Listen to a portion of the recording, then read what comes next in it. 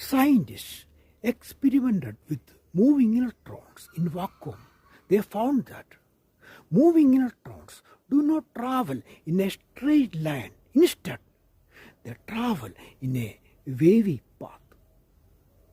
They consider about the possibility that perhaps the moving electrons are interacting with something that fills in space.